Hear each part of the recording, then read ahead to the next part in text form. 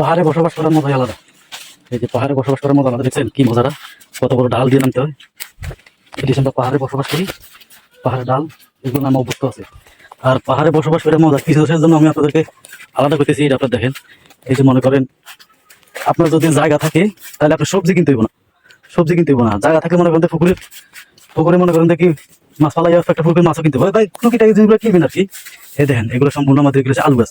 এটা চিনেন, এটা মানুষের এই গাছটা কিন্তু আলু গাছ।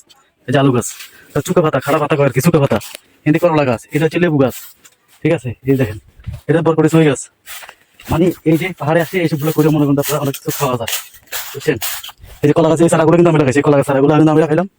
এই যে করলা গাছ, এই যে করলা ধরছে, কালকে কিন্তু একটা করে তুলে নিয়ে গেছে।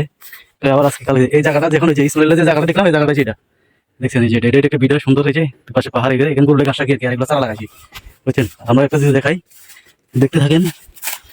এই যে লেবু, এক এক লেবু কত বড় দেখছেন, লেবু দেখছেন, এগুলো আরো আরো অনেক বড় হয়, ঠিক আছে। এই যে লেবু আছে, অনেক বড় বড় লেবু গাছ। আর একটা শাল কুমড়া গাছ, একটা শাল কুমড়া গাছ, আমরা রেখে গাছ। তো এই হলো মনে করতে পাহাড়ে বসবাস করার মজা, এদিকে আর কি। পাহাড়ে বসবাস করি আমরা। তো পাহাড় থাকলে মনে করেন দেখে আমরা টুকিটাকে অনেক কিছু করা যায়, পাহাড়ে থাকলেও সমস্যা নেই, বুঝছেন।